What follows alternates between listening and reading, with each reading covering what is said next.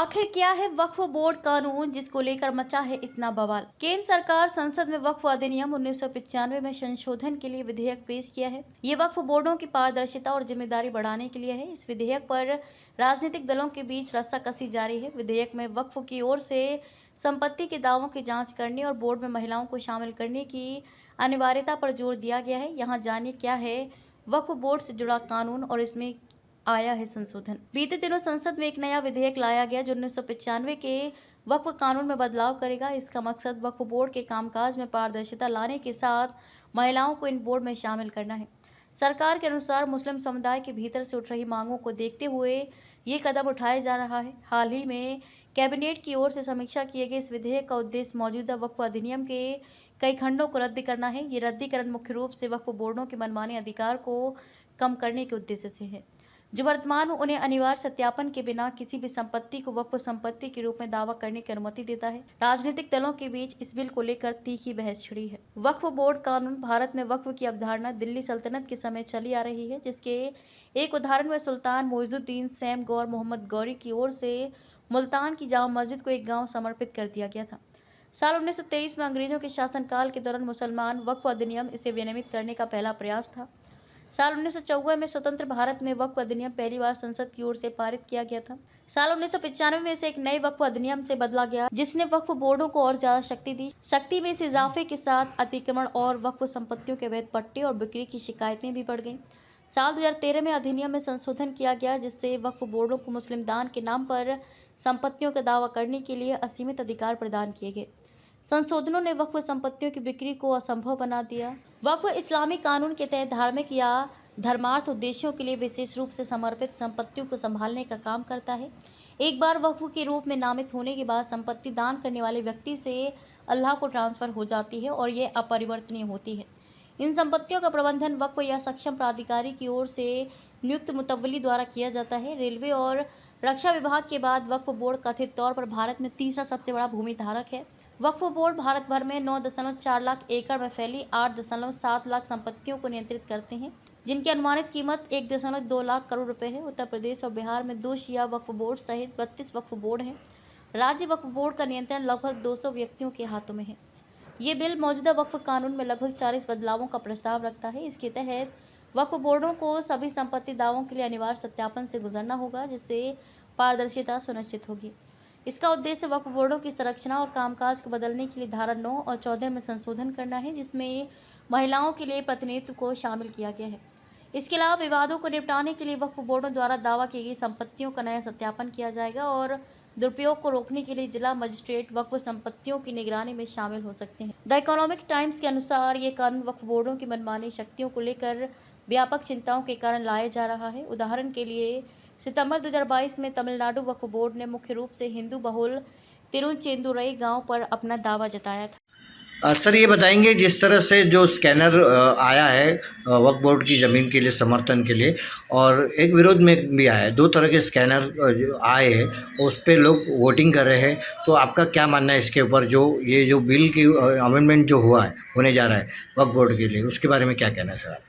इसमें 2-3 बातें मुझे समझ में आ रही कि ये वक्फ बोर्ड के पास जो ज़मीनें हैं आज, वो ज़मीनें सालों साल से उनके पास में है। मतलब ये आज अचानक या देश आज़ाद होने के बाद में ही उनके पास आई, ऐसे नहीं, उसके पहले से वो ज़मीनें उनके पास में थी। तो उसका रिकॉर्ड जो है सरकार ने ही बनाना है, क्योंकि वो सरकार देश आज़ाद होने के बाद सारे लोगों के अगर 7/12 बनाए हैं तो वक्फ बोर्ड के जो मामले में है वो भी 7/12 बनाने की। आज उनको देश आज़ाद होने के बाद इतने साल के बाद पूछेंगे तुम्हारा 7/12 दिखाओ या तुम्हारे पेपर दिखाओ, तो ये तो गलत तरीका है एक, क्योंकि वो सालों साल से उनके ताबे में है और वो ज़मीन सरकार की भी नहीं थी। उस टाइम में राजे महाराजे वगैरह इनके तरफ से वो मिली हुई ज़मीन है, तो वो ज़मीन है वो। दूसरी बात, सरकार ये ज़मीन आज ताबे में लेने का कानून जो ला रही है, वो आज क्यों ज़रूरत पड़ी? तो हमारा सोच उसके अंदर ऐसा है कि ये सारी ज़मीनें जो है वो बड़ी बड़ी ज़मीनें हैं, अच्छी जगह पे ज़मीनें हैं। ये ज़मीन उनसे लेके ये कारपोरेट कंपनी को देना चाहते हैं। ये स्पष्ट उनका उद्देश्य है, क्योंकि कारपोरेट कंपनी को सरकार के ही संपत्ति से करोड़ों रुपए अरबों रुपए कमाने हैं। अभी तक ऐसे ही होते आया है और इसके आगे भी उनको ये सरकार जो है मदद करने के लिए तैयार है। फॉरेस्ट की ज़मीन सबसे ज़्यादा ज़मीन अगर होगी तो फॉरेस्ट की है, और फॉरेस्ट की ज़मीन दे नहीं सकते क्योंकि उसके अंदर जो कानून है वो बदलाव लाने में बहुत मुश्किल।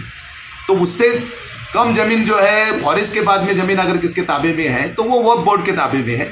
तो इसके वजह से ये ज़मीनें उनसे कुछ ना कुछ बहाने से निकाल के लेना है और टाटा बिरला अंबानी को देना है। इस ढंग से ये सरकार का कोशिश है, ये इसके पीछे ये है। तीसरी चीज़ उसके अंदर ये है कि ये जो सरकार है, ये सरकार ने कोई भी सरकार या कोई भी पार्टी हमने जो काम किया है उस काम के आधार पे ही वोट मांगना चाहिए, ऐसा डेमोक्रेसी में तो वैसा ही मान्यता है। लेकिन उसके बावजूद कुछ काम नहीं किया है तो समाज के अंदर का ध्रुवीकरण करके वोट लेने का एक माध्यम है, वो भी उसके अंदर दिख रहा है। क्योंकि लोगों से स्कैनर भेज के ये ठीक है कि गलत है, या ज़्यादा वोट है या कम वोट है, तो अगर माइनॉरिटी है तो वोट कम ही मिलने वाले हैं, और मेजॉरिटी के अंदर आप अगर भेजते हैं उस स्कैनर को विरोध करने के लिए तो उधर ज़्यादा वोट मिलने वाले। तो उनको वो अंदर की चीज़ नहीं पता करते हुए आप स्कैनर भेज रहे हो, तो ये दो समाज के अंदर वो दीवार तैयार करके राजनीति करने के चक्कर में है, ये भी उसके अंदर से समझ में आता है। तो स्कैनर की सियासत है, ये स्कैनर के माध्यम से सियासत करना चाह रहे हैं। जो उनकी सियासत है वो अलग अलग टाइप में ला रहे हैं। हिंदू मुसलमान, इस देश का हिंदू मुसलमान लड़ने के लिए अभी तैयार नहीं है, कोई भी बहाने से वो लड़ने के लिए तैयार नहीं, तो कुछ ना कुछ बहाना निकालना चाहिए, उनके बीच में जो है दीवार तैयार करनी चाहिए। इसके लिए ये चल रहा है, इसके लिए स्कैनर घुमाए जा रहे हैं। अगर अल्पसंख्यक है तो उनके अंदर कम ही स्कैनर जाएंगे, कम ही वोट गिरेंगे, और बहुसंख्य है तो बहुसंख्य में। तो ये स्कैनर से माध्यम से कोई कानून बनाना, ये भी पहली बार देख रहे हैं अपन कि ये इस ढंग से बोल रहे हैं। तुमको पहली बात तो ये कानून लाने की क्या इच्छा हुई है पहले जनता को बताओ, उसके बाद स्कैनर घुमाओ, ऐसा हमारी सोच है। ठीक, थैंक यू सर। बोर्ड के मामले में जो निषेध चल रहा है, जिस तरह से आंदोलन चल रहा है, ये जो व्हाट्सएप पे जो QR कोड का जो निषेध चल रहा है, उसके बारे में क्या कहना चाहेंगे आप? देखिए, वक्फ अमेंडमेंट जो बिल अभी केंद्र सरकार ने लेके आया 8 अगस्त को 2024 को उन्होंने प्रपोज किया पार्लियामेंट के अंदर, वो वक्फ की जितनी भी प्रॉपर्टियां हैं इस बिल के जरिए सारी प्रॉपर्टियां वो लेने का प्रोग्राम केंद्र सरकार बना रही है।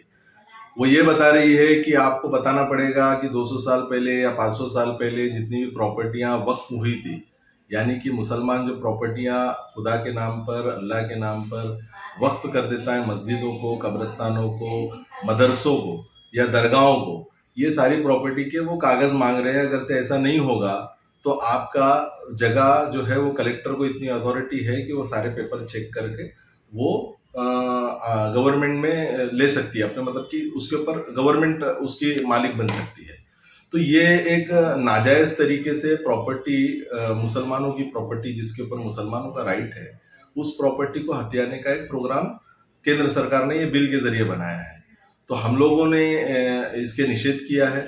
जॉइंट पार्लियामेंट्री कमेटी बनी है जिसके अंदर 21 मेंबर्स लोकसभा के, 10 मेंबर राज्यसभा के लिए गए हैं, जिसके अंदर काफ़ी सारे पार्टियों के नेता लिए गए जेपीसी के अंदर। तो एक रिव्यू मांगा गया है कि पब्लिक जो है इसके बारे में क्या सोचती है, इसके बारे में क्या बोलना चाहती है। तो ये हम लोगों को जो स्कैनर आया है all India Muslim personal law की तरफ से, जिसके अंदर कहा गया है कि आप ईमेल के जरिए अपना विरोध इसके बिल के खिलाफ आप दे सकते हो। तो ये एक विरोध जताने का, एक वोट करने का एक सिस्टम है, जिससे हम लोग ये स्कैनर सारे भिवंडी के अंदर हम लोग घुमा रहे हैं, सारे ऑल इंडिया के अंदर सारे एरियाओं में ये सारी चीज़ें चल रही है। तो भिवंडी के अंदर भी हम लोग हमारे तरफ से ये स्कैनिंग का काम चालू किया। सर, इस बिल को लेकर सियासत भी थोड़ी सी गर्म हो गई है। पॉलिटिकल पार्टियां, दोनों तरह की पार्टियां हैं, उसको भुनाना चाह रही है। आने वाले चुनाव में भी शायद ये भुन सकता है, तो इसके बारे में क्या कहेंगे? बेसिकली ये मुद्दा जो है ये मुस्लिम प्रॉपर्टीज़ का है। ये प्रॉपर्टी सारी वक्फ जो की गई है ये तो मुसलमानों के वेलफेयर के लिए वक्फ की गई, मस्जिदों में, ट्रस्ट, दरगाहों में या फिर मदरसों में।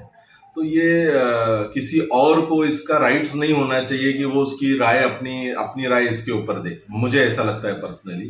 ये तो चीज़ें मुसलमान लोगों से पूछी जानी चाहिए कि भाई इसके बारे में क्या अमेंडमेंट आने चाहिए या नहीं आना चाहिए। तो सियासत तो हिंदुस्तान के अंदर चलती आ रही है, तो ये तो होती रहेगी सियासत।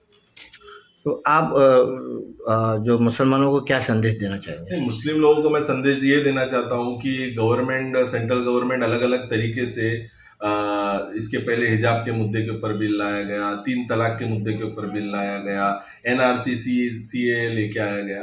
कहीं ना कहीं पे मुसलमानों को उनके राइट्स, उनके हुकूक छीनने की कोशिश की जा रही है, तो उसमें से ये भी एक बिल है। तो जिस तरीके से हम लोगों ने एनआरसी का, सीए का, ट्रिपल तलाक का जिस तरीके से पुरजोर तरीके से विरोध किया था, इस बिल का भी उतनी ही ताकत से विरोध कीजिए। और ज्यादा से ज्यादा जो गवर्नमेंट ने जो all India Muslim personal law board ने हमको अपॉर्चुनिटी दी है कि स्कैन के जरिए अपना विरोध जताए, तो आप ज्यादा से ज्यादा स्कैन करके उसको मेल भेजिए।